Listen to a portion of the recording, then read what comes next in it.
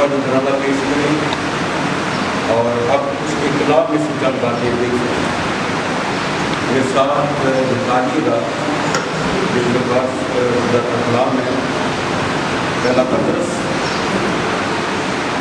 اس کا 5واں باب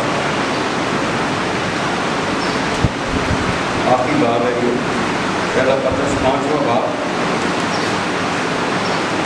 اس کی 6 آیت سے 11 آیت. کلام مقدس میں جو لکھا ہے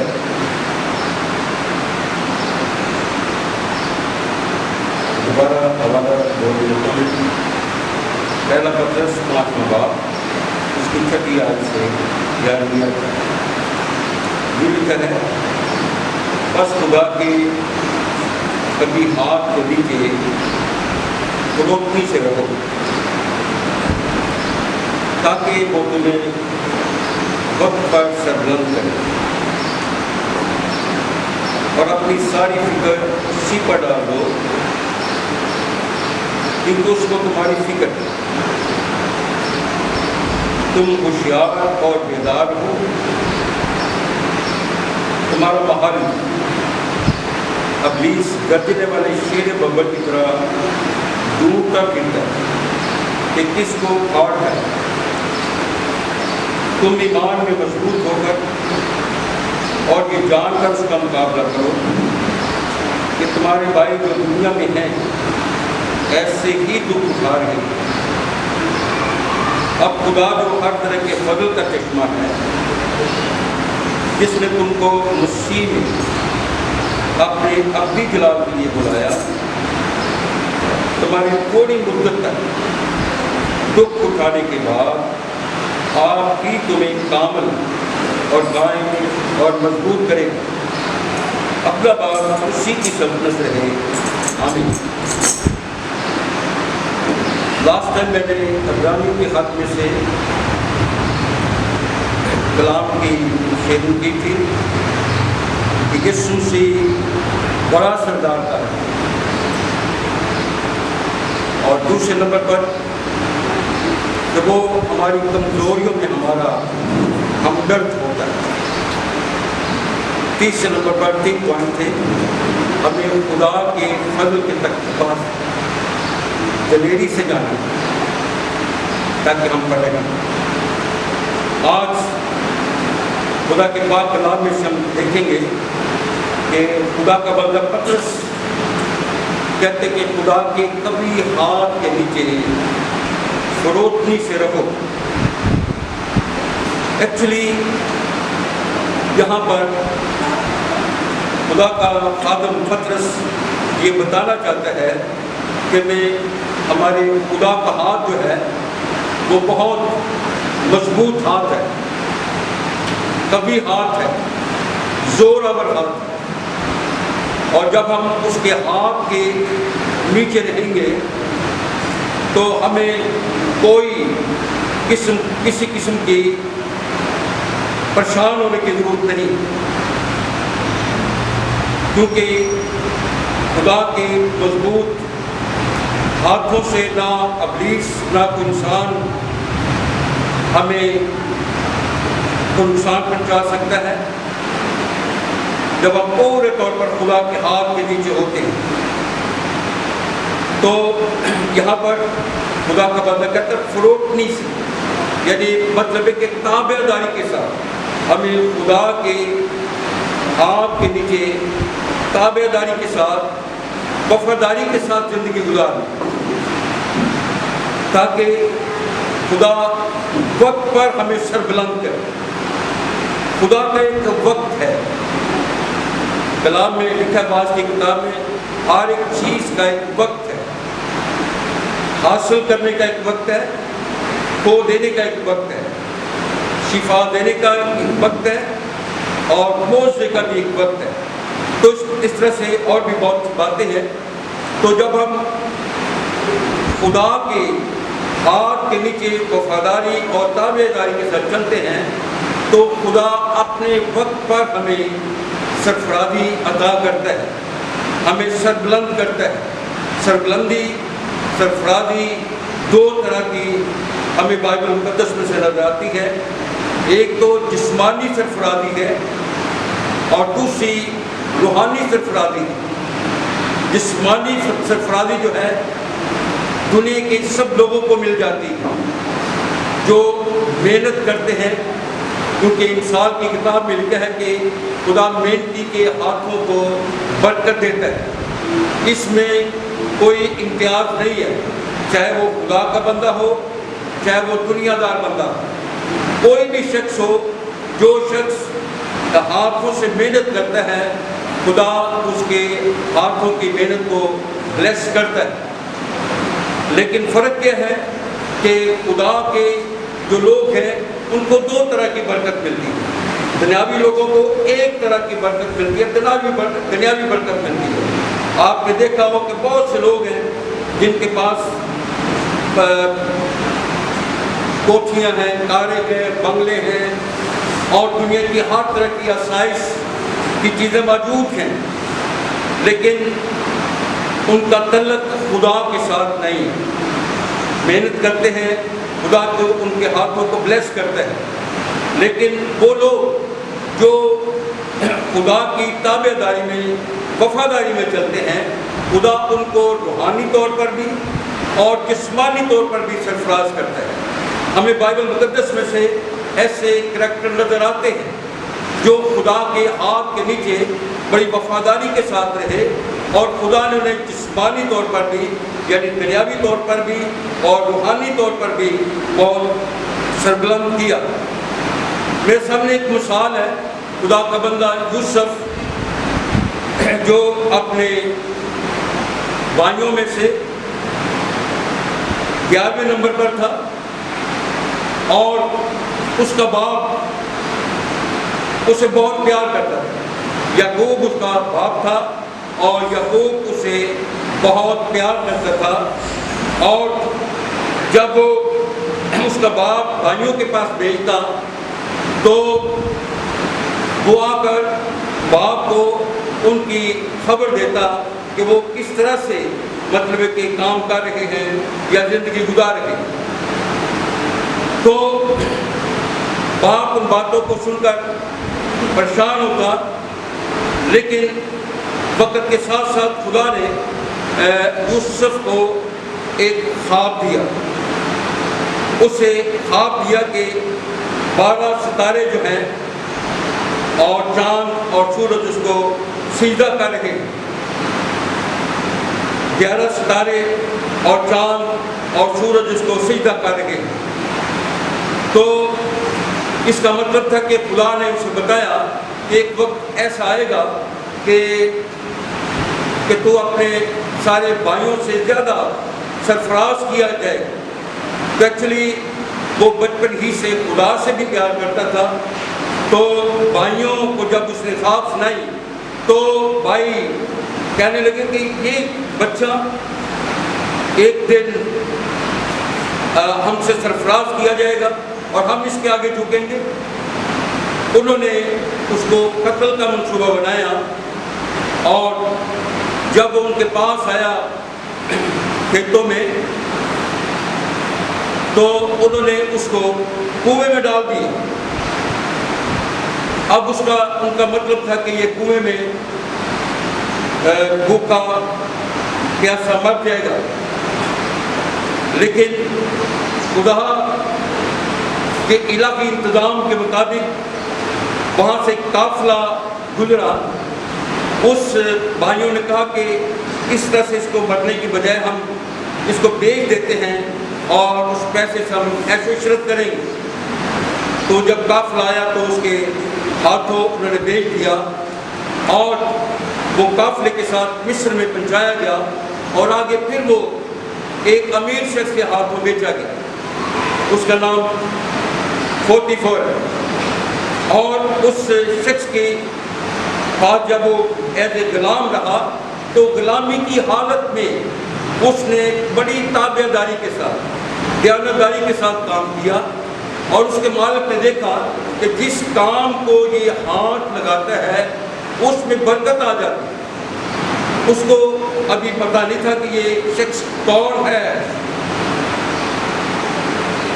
اس کا تعلق کس ہستی کے ساتھ ہے، لیکن اس نے اس پر اتنا اعتماد کیا کہ اپنی ساری چیزوں کا اسے مختار بنا لیا کہ اس کے حکم سے سارا کچھ چلے گا۔ لیکن ایک وقت ایسا آیا اس کی زندگی میں کہ اس پر ایک الزام لگایا گیا جس کی وجہ سے اس کو قید میں ڈال دیا گیا۔ وہ پوطیفر کے گھر میں بھی خدا کے ہاتھ کے نیچے تھا، جب قید میں ڈالا گیا تو وہاں پر بھی خدا کا ہاتھ اس پر تھا، پریز اللہ۔ اور دروگا جیل نے اسے تمام قیدیوں پر سرفراز کیا، لیکن ایک دن ایسا آیا جب فرعون کے 2 نوکروں نے جو قید میں تھے، کسی وجہ سے ڈالے گئے تھے، ان کے خواب آئے، ان کو خواب آئے اور اس نے ان کے خوابوں کی تعبیر کی۔ جیسے اس نے خوابوں کی تعبیر کی ویسے ہی وہ خواب پورے ہوئے۔ تو میرے عزیزو، وقت گزرتا گیا، ایک وقت ایسا آیا کہ فرعون کو بھی خواب آیا، جس کی وجہ سے وہ بہت پریشان ہوا۔ اس نے اپنے نجومیوں، فالگروں اور دوسرے لوگوں کو، بزرگوں کو بلایا، لیکن وہ اس کے خواب کی تعبیر بتا نہ سکے۔ لیکن بادشاہ پریشان تھا، اور ایک چشمہ جس نے تم کو مسیح میں اپنے ابدی جلال کے لیے بلایا، تمہارے تھوڑی مدت تک دکھ اٹھانے کے بعد آپ ہی تمہیں کامل اور قائم اور مضبوط کرے۔ تو اس چوتھے پوائنٹ میں ہم دیکھتے ہیں کہ خدا نے ہمیں اس بات کے لیے بلایا، اپنے ابدی جلال میں۔ کلام میں لکھا ہے کہ خدا ایسے جلال میں رہتا ہے جہاں تک کسی کی رسائی نہیں، لیکن اکلوتا بیٹا جو باپ کی گود میں ہے، اس نے باپ کو ظاہر کیا ہے۔ تو خدا نے اپنے ابدی جلال کے لیے، یعنی وہ جلال جو ہمیشہ قائم رہنے والا ہے، اس جلال کے لیے خدا نے ہمیں بلایا ہے۔ ہم بلائے ہوئے لوگ ہیں۔ ہمیں خدا نے مختلف موقعوں پر ہمارے ساتھ کلام کیا اور کلام سے دعوت دی، اور ہم نے خدا کے کلام کو قبول کیا اور ہم خدا کے پاس آئے۔ تو اس کا مطلب ہے ہم خدا کے بلائے ہوئے لوگ ہیں، اور اس نے کس بات کے لیے بلایا؟ ہمیں اپنے ابدی جلال کے لیے بلایا، وہ جلال جو ہمیشہ قائم رہے گا۔ اور خدا ایک وقت ہمیں اس جلال میں لے کر جائے گا۔ اگرچہ اس دھرتی پر ہم زندگی گزار رہے ہیں، اور یہ زندگی چند روزہ ہے، یہ تھوڑے وقت کی ہے، چند سالوں کی ہے، اور اب میں محسوس کر رہا ہوں روح میں کہ اب یہ وقت جو ہے، جو اپنے جلال میں دخل کرنے کا وقت ہے، وہ بہت ہی تھوڑا وقت رہ گیا ہے۔ میں نے تھوڑا سا اس کو کیلکولیٹ کیا دانیل کی کتاب میں سے، تو اس میں نے محسوس کیا کہ اب یہ وقت بہت تھوڑا ہے۔ ہمیں واقعی اس وقت بہت ہوشیار اور بیدار رہنا ہے تاکہ ابلیس کسی طرح سے دوڑ نہ لگائے۔ تو ہم نے، ہمارا ٹارگٹ کیا ہے؟ خدا کے ابدی جلال میں داخل ہو، اور جہاں پر ہم خدا کو دیکھیں گے، خدا کے بیٹے کو دیکھیں گے، اور ان کے ساتھ پھر ہم ہمیشہ ہمیشہ رہیں گے۔ اس لیے خدا کا بندہ کہتا ہے اب خدا جو ہر طرح کے فضل کا چشمہ ہے، وہ ہم پر ہر طرح کا فضل کر سکتا ہے۔ اس دھرتی پر رہتے ہوئے ہماری تمام ضرورتوں کو وہ پورا کر سکتا ہے، کیونکہ اس کے فضل کے چشمے ہر وقت جاری و ساری رہتے ہیں۔ اور جب ہم اس کے پاس آتے ہیں اور اپنی درخواستیں، التجائیں، فریادیں، مناجات رکھتے ہیں، تو خدا ہماری التجاؤں، فریادوں اور مناجات پر کان لگاتا ہے، اور ہمیں ہماری ضرورت کے مطابق ہماری ضرورتوں کو پورا کرتا ہے۔ اب خدا جو ہر طرح کے فضل کا چشمہ ہے، جس نے تم کو مسیح میں اپنے ابدی جلال کے لیے بلایا، تمہارے تھوڑی مدت تک دکھ اٹھانے کے بعد۔ یاد رکھیں اس دھرتی پر خدا کے لوگوں کو دکھوں میں سے گزرنا پڑتا ہے۔ کئی دفعہ ہم سوچتے ہیں کہ ہم خدا کے لوگ ہیں، ہم پر کیوں دکھ آ رہے ہیں؟ تو پولس کہتا ہے جتنے بھی دینداری کے ساتھ زندگی گزارنا چاہیں گے وہ ضرور ستائے جائیں گے، چاہے دنیا ستائے، چاہے ابلیس ستائے، چاہے کسی طرح سے بھی ان کو ستایا جائے، وہ ضرور ستائے جاتے ہیں۔ تھوڑے ستائے جائیں یا زیادہ ستائے جائیں، کئی لوگوں کو زیادہ یعنی اس دھرتی پر ستایا جاتا ہے۔ جیسے پولس کو بہت زیادہ ستایا گیا، لیکن وہ پیچھے اس نے مڑ کر نہیں دیکھا، پیچھے نہیں ہٹا۔ ایوب کو بہت ستایا گیا، لیکن وہ پیچھے ہٹا نہیں، بلکہ وہ اپنی جگہ پر قائم رہے، ایمان میں قائم رہے، اور خدا نے ان کو مشکلات میں سے نکالا۔ ایوب کو بھی نکالا، اور خدا کے بندہ پولس کو بھی مشکلات میں سے خدا نے نکالا۔ تمہارے تھوڑی مدت تک دکھ اٹھانے کے بعد آپ ہی تمہیں کامل کرے گا۔ ہماری زندگی میں بہت سی کمیاں کمزوریاں ہوتی ہیں، یاد رکھیں۔ تو جیسے جیسے ہم خدا کے ہاتھ کے نیچے رہتے ہیں، خدا کے کلام کی باتیں سنتے ہیں، خدا کا کلام ہمیں آگاہی دیتا ہے کہ ایک کمزوری آپ کی زندگی میں ہے، اس کمزوری کو زندگی سے دور کرو، اس کمزوری کو دور کرو۔ تو خدا اس طرح سے ہماری زندگی سے کمزوریوں کو دور کر کے ہمیں کیا کرتا ہے؟ کامل کرتا ہے۔ جب خدا کے سامنے یسوع مسیح ہمیں پیش کرے گا تو وہ ہمیں کامل کر کے کیا کرے گا؟ پیش کرے گا۔ آمین۔ وہ آپ ہی تمہیں کامل اور قائم کرے گا۔ اس دھرتی پر خدا ہمیں اتنی قوت اور طاقت دے دیتا ہے کہ کوئی چیز ہمیں مسیح کی محبت سے ہٹا نہیں سکتی۔ آمین۔ ہمیں اپنے میں خداوند قائم کرتا ہے۔ جو مجھ پر ایمان رکھتا ہے اور میری باتوں کو سنتا اس پر عمل کرتا ہے، وہ مجھ میں قائم رہتا ہے اور میں اس میں قائم رہتا ہوں۔ آمین۔ تو جب ہم شہربانی میں شریک ہوتے ہیں اس وقت بھی ہم یسوع مسیح میں قائم ہوتے ہیں۔ آمین۔ اور تیسری بات، وہ ہمیں مضبوط کرے گا۔